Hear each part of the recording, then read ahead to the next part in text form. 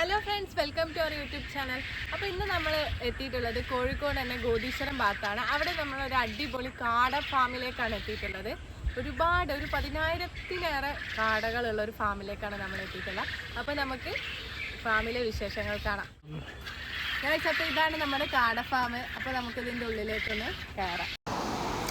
അങ്ങനെ ഇതാ ഫ്രണ്ട്സ്, നമ്മളിതാ നമ്മുടെ കാട ഫാമിൻ്റെ ഉള്ളിലോട്ട് കയറി. നമ്മൾ വൈകുന്നേരമാണ് വീഡിയോ എടുക്കുന്നത്.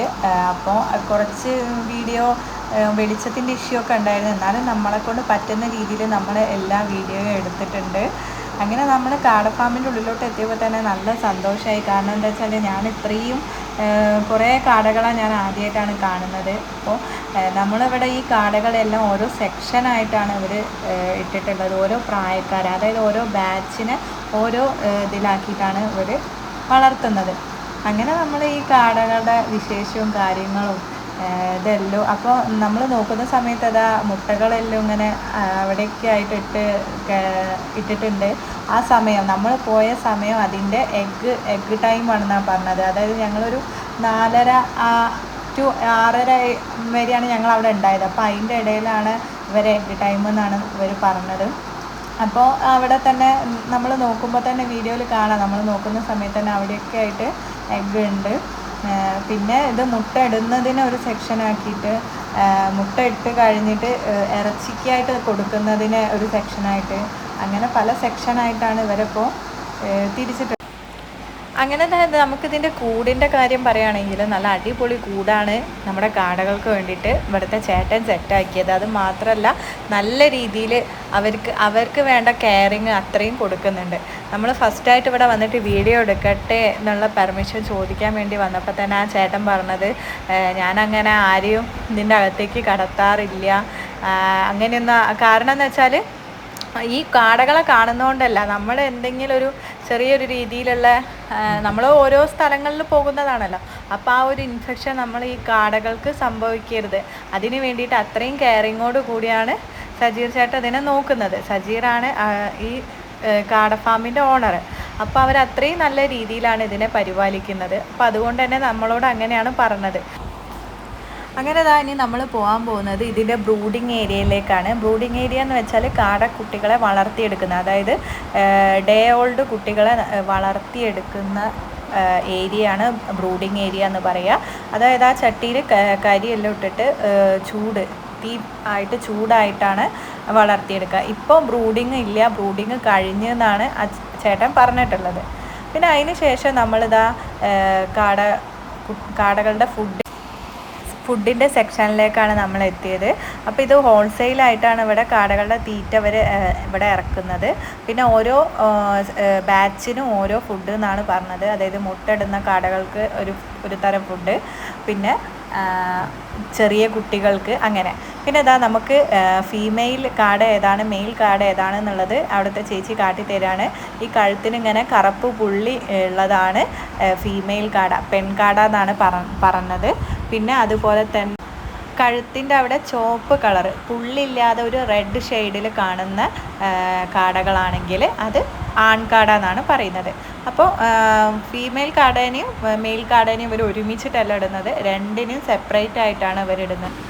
പിന്നെ നമ്മുടെ ഈ മെയിൽ കാടനെ ഇവർ ഇറച്ചിക്ക് വേണ്ടിയിട്ടാണ് കൊടുക്കുന്നത്. അങ്ങനെയാണ് നമ്മുടെ മെയിൽ കാടനെയും ഫീമെയിൽ കാടനെയൊക്കെ തിരിച്ചറിയാനുള്ള സംഭവങ്ങളും ടെക്നിക്കൊക്കെ നമുക്കറിയില്ലായിരുന്നു. അവർ പറഞ്ഞു തന്നപ്പോഴാണ് നമുക്ക് മനസ്സിലായത്. പിന്നെ അപ്പോൾ നമ്മളവിടെ നിൽക്കുന്ന സമയത്താണ് ഇവരെ മുട്ടയൊക്കെ എടുത്ത് വെക്കുന്നത് നമുക്ക് കാട്ടിത്തരാമെന്ന് പറഞ്ഞു. എന്തായാലും അവർക്ക് എടുക്കാനുള്ള ടൈം ആയിട്ടുണ്ടായിരുന്നു. അപ്പോൾ നമുക്കൊന്ന് കാട്ടിത്തരാമെന്ന് പറഞ്ഞു. അപ്പോൾ ചേച്ചി അടുത്ത ചേച്ചീൻ്റെ പേര് ഷെമിത്താത്തയാണ്. എനിക്ക് പെട്ടെന്ന് പേര് മറന്നുപോയി. ഷെമിത്താത്തയാണ്. അപ്പോൾ ഇതുപോലത്തെ ഒരു ട്രയലാണ് മുട്ട എടുത്ത് വെക്കുന്നത്. അപ്പോൾ അത്രയും നല്ല സൂക്ഷ്മതയോട് കൂടി അവിടേക്ക് കയറണം. കാരണം എന്താ വെച്ചാൽ നമ്മൾ ചവിട്ടുന്ന സ്ഥലത്തൊക്കെ മുട്ട ഉണ്ട്. അപ്പോൾ നമ്മൾ ചവിട്ടി കഴിഞ്ഞ് കഴിഞ്ഞാൽ ചിലപ്പോൾ മുട്ട പൊട്ടാനുള്ള ചാൻസ് ഉണ്ട്. അപ്പോൾ അത്രയും നല്ല കെയറായിട്ടാണ് എടുക്കുന്നത്. പിന്നെ അത് മാത്രമല്ല, ചേട്ടൻ അതിൻ്റെ ഉള്ളിലോട്ട് കയറുമ്പോൾ കാലിൽ സേഫ്റ്റി ഷൂ ഒക്കെ ഇട്ടിട്ടാണ് കയറുന്നത്. കാരണം ഒരു തരത്തിലും അവിടെ ഒരു അണുക്കളോ കാര്യങ്ങളോ ഒന്നും തന്നെ ഇതാവരുത് എന്നുള്ളൊരു ഇതുകൊണ്ടാണ് അങ്ങനെയെല്ലാം ചെയ്യുന്നത്. അങ്ങനെ ഇതാ നമുക്ക് ഈ മുട്ടയൊക്കെ ട്രയലെടുക്കുന്നത് കാട്ടിത്തന്ന് നമുക്ക് വീഡിയോ അങ്ങോട്ടേക്ക് എടുക്കാൻ പോകാൻ കഴിയാത്തതുകൊണ്ടാണ് അങ്ങോട്ടേക്കൊന്നും ഇപ്പോൾ പോവാത്തത്. ഈ ഭാഗത്തുള്ള മുട്ടകൾ മാത്രം തന്നെ ഇങ്ങനെ എടുത്ത് കാട്ടിത്തരുന്നത്. അങ്ങനെ ഈ മുട്ടകളെല്ലാം ഈ ട്രയലാക്കിയിട്ട് ഇനി അവിടെ നിന്നാണ് ഇവർ ഇത് ബോക്സിലാക്കുന്നത്. അങ്ങനെ ഇതാ നമ്മുടെ എത്താത്തതാ ഏകദേശം നമ്മുടെ എഗ്ഗൊക്കെ പെറുക്കി കഴിയാനായിട്ടുണ്ട്. പക്ഷേ എങ്ങനെ കഴിയാനാ, ഇതൊരു ട്രേ നിറഞ്ഞിട്ടുള്ളൂ. ഇങ്ങനെ ഈ എല്ലാ ബാച്ചിലും പോയിട്ട് അവിടെ എഗ്ഗ് പെറുക്കണം. അപ്പോൾ അത്യാവശ്യം നല്ല കഷ്ടപ്പാട് തന്നെയാണിത്. ഈ ഇത്താത്തയും സജീർ ചേട്ടനും ഇവർ രണ്ടാളുമാണ് ഇത് നോക്കി നടത്തുന്നത്. ഇവരിനി ഇതെല്ലാം പെറുക്കി ഒരു 9:30 ഇവർക്കുള്ള ഫുഡൊക്കെ കൊടുത്ത് ബാക്കിയുള്ള അവിടുത്തെ ക്ലീനിങ് ഒക്കെ കഴിഞ്ഞ് ഒരു 9:30 മണിയാകുമ്പോഴാണ് തിരിച്ച് വീട്ടിലേക്ക് പോവുക. രാവിലെ മുതൽ ഉച്ച വരെയും പിന്നെ ഇതിൻ്റെ എല്ലാ കാര്യങ്ങളും നോക്കണം. അപ്പോൾ നമ്മൾ എന്തായാലും അത്രയും നല്ല രീതിയിൽ കഷ്ടപ്പെട്ടാൽ മാത്രമേ ഉള്ളൂ നമുക്ക് ഇതിന്ന് എന്തെങ്കിലും ഒരു കാര്യം ഉണ്ടാവുള്ളൂ. കാരണം കഷ്ടപ്പെടാതെ ഒന്നും എവിടെ എത്തൂല, അത്ര തന്നെ. പിന്നെ ഇതാ ഇതിങ്ങനെ ഒരു പാക്ക് ചെയ്യുന്നത് നമുക്ക് കാട്ടിത്തരാണ്.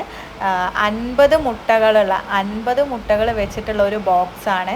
അപ്പോൾ 25 ആക്കിയിട്ട് ഇങ്ങനെ ഓരോ ഭാഗത്ത് ഇങ്ങനെ വെച്ചിട്ട് അങ്ങനെ 50 എണ്ണം ഒരു പെട്ടീൻ്റെ ഉള്ളിലാക്കിയിട്ടാണ് ഇവർ മാർക്കറ്റ് ചെയ്യുന്നത്. ഇവർ മാർക്കറ്റിലേക്ക് ഇത് 140 രൂപയായിട്ടാണ് കൊടുക്കുന്നത്. നമുക്ക് കടകളിൽ നിന്നൊക്കെ 150 രൂപയായിട്ടാണ് കടകളിൽ നിന്ന് നമുക്ക് പോയിട്ട് വാങ്ങാൻ പറ്റുക. ഇവിടെ നിന്ന് 140 രൂപയ്ക്കാണ് ഇവർ കൊടുക്കുന്നത്. ഇതാ ആദ്യത്തെ 25 എണ്ണം അതിൽ വെച്ചിട്ട് അതിൻ്റെ മേലൊരു പേപ്പർ വിരിച്ചിട്ട് അതിന് ശേഷം അടുത്ത 25 എണ്ണം അതിലേക്ക് ഇടുകയാണ് ചെയ്യുന്നത്. എന്നിട്ട് അത് നമ്മുടെ സെല്ലോ ടേപ്പ് വെച്ചിട്ട് കവർ ചെയ്യാണ്. അങ്ങനെ 50 മുട്ടകളുള്ള ഒരു പെട്ടിയായിട്ടാണ് ഇവർ കൊടുക്കുന്നത്. ഇവരുടെ ബോക്സിൻ്റെ മുകളിൽ ഇവരുടെ പേര് SS ആണ് ഇവരത്. സജീർ, ഷെമി, അതാണ് ഇവരുടെ SS എന്ന് പറഞ്ഞിട്ടുള്ള ബോക്സ് കൊടുക്കുന്നത്. ഇതേമാതിരി പിന്നെ സെല്ലോ ടേപ്പ് പൊട്ടിച്ചിട്ടാണ് ഇവർ മുട്ട കൊടുക്കുന്നത്.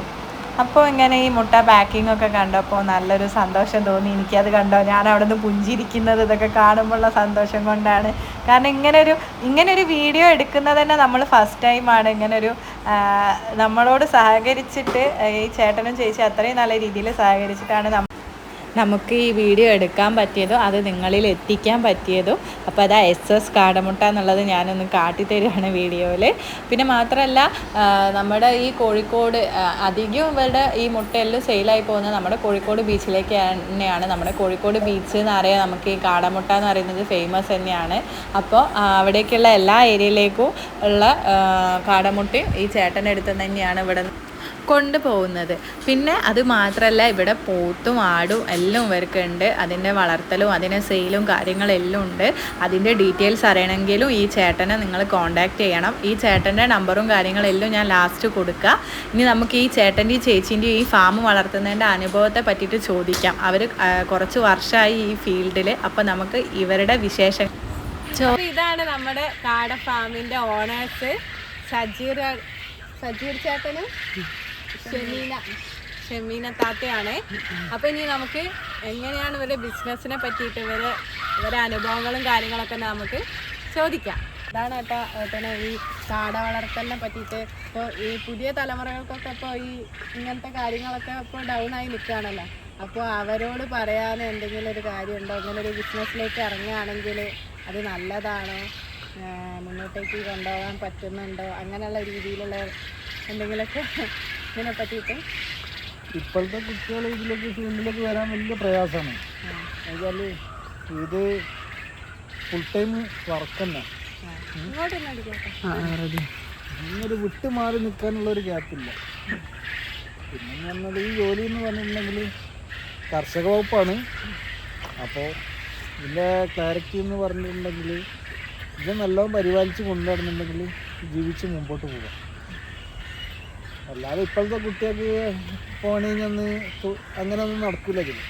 അത് ആരും തീറ്റ കൊടുത്ത് പിന്നെ ഹാർഡ് വർക്ക് ചെയ്താലും മുമ്പോട്ട് പോവാം. കുഴപ്പമില്ല. നല്ല പരിപാടികളൊക്കെ ബിസിനസ്സൊക്കെ നല്ല ലാഭമൊക്കെ തന്നെ. പിന്നെ ഞങ്ങൾ നയിക്കണം. പിന്നെ ഞങ്ങൾ 2 പേരാണ്. ലേബർ വെച്ചാൽ മുന്നോട്ട് പോവാൻ പ്രയാസം. പിന്നെ ഇപ്പൊ ഇവിടെ ഏകദേശം എത്ര കാട ഉണ്ടാകും വളർത്തുന്നത്? ഇപ്പോഴൊരു 6000 കാടുണ്ട്. 6000. ഇതിപ്പോ ഇതിന്റെ മുട്ട സെയിൽ ചെയ്യുന്ന പിന്നെ കോഴികളെ ഇറച്ചിക്കും കൊടുക്കുന്നുണ്ട്. പിന്നെ ചിക്സ് കൊടുക്കുന്നുണ്ട്. 32 ദിവസമായുള്ള കുട്ടികളെ കൊടുക്കും. പിന്നെ 21 ദിവസം പ്രായമുള്ള കുട്ടികളെ കൊടുക്കും. അതായത് ചെറിയ ഡയോൾഡല്ല, അല്ലാതെ 21 ദിവസം ഉള്ള കുട്ടികളെ കൊടുക്കുന്നുണ്ട്. പിന്നെ ഇതിന്റെ മുട്ടയ്ക്ക് ഇപ്പൊ നമ്മളെ മാർക്കറ്റിൽ എന്താ വില ഉണ്ടാവുക? ഇപ്പൊ മാർക്കറ്റിൽ എന്ന് പറഞ്ഞാല് ഓരോ പീരീഡ് അനുസരിച്ചാണ്, ഓരോരോ സീസൺ അനുസരിച്ച്. ഇപ്പൊ ഞാൻ കൊടുത്തുകൊണ്ടിരിക്കുന്നത് 2 രൂപ 80 പൈസ ഒക്കെ കൊടുക്കും. ബോക്സ് ഉണ്ട് 140 രൂപ ബോക്സ്, 50 എണ്ണത്തിന്റെ ബോക്സ്. പിന്നെ 12 ഉണ്ട്, 12 പീസിന് 37 രൂപ ബോക്സ് ഉണ്ട്. ഇതാക്കിയിട്ടില്ല, രാവിലെ സെയിലൊക്കെ കഴിഞ്ഞതാണ്. ഇനിയിപ്പോ ഇന്നത്തെ പിന്നെ ഇതിന്റെ ഫുഡും കാര്യത്തിനും കൂടുതൽ ചെലവ് വരുന്നുണ്ടോ? ഫുഡ് ഒക്കെ ചെലവ് ആവശ്യം തന്നെയാണ്. അത് വെച്ചാല് ചില്ലറ നമ്മൾ കാട ചെയ്യുന്നവർക്ക് മുൻപോട്ട് പോകാൻ പ്രയാസങ്ങളാണ്. വെച്ചാല് ഒരു ആവറേജ് കൂടുതൽ ചെയ്യണം. ഇപ്പൊ ഞാനൊക്കെ എന്ന് പറഞ്ഞാൽ പണ്ട് 100, 150, 50 കാടമലൊക്കെ വെച്ച് തുടങ്ങിയ ആൾക്കാരാണ്. വീട്ടില് ടെറസിന്റെ മുകളിലായിരുന്നു ഞാനൊക്കെ. പിന്നെ ഇതൊന്നും മാറിയിട്ടില്ല. അന്നൊക്കെ കുറെ നഷ്ടങ്ങളായിരുന്നു. ഇപ്പൊ നമുക്കൊരു 100, 200 എണ്ണൊക്കെ തുടങ്ങിയ ആദ്യമൊക്കെ നഷ്ടം ഉണ്ടാകും. ആദ്യങ്ങൾ നഷ്ടങ്ങൾ തന്നെയായിരിക്കും. പിന്നെ നമ്മൾ അറിയില്ലല്ലോ എങ്ങനെയാ ചെയ്യേണ്ടത്. ഓരോ പടികളായിട്ട് ഇങ്ങനെ മുന്നോട്ട് പോകുമ്പോഴാണ് അതിനെ പറ്റിയിട്ട് മനസ്സിലാവാം. പിന്നെ ഇതിന് ഉള്ള രോഗത്തിനുള്ള കാര്യങ്ങളൊക്കെ, രോഗത്തിന് മരുന്നും കാര്യങ്ങളും അല്ലാതെ എന്തെങ്കിലും കുത്തിവെപ്പ് അങ്ങനെയൊന്നും ഇതിനില്ലല്ലോ അല്ലേ? ഇത് വെള്ളത്തിൽ ഡയലൂട്ട് ചെയ്ത് കൊടുക്കല്ലോ മെഡിസിന്. അപ്പൊ നമ്മുടെ ഫാമിന്റെ വീഡിയോ ഇത്രയേ ഉള്ളൂ.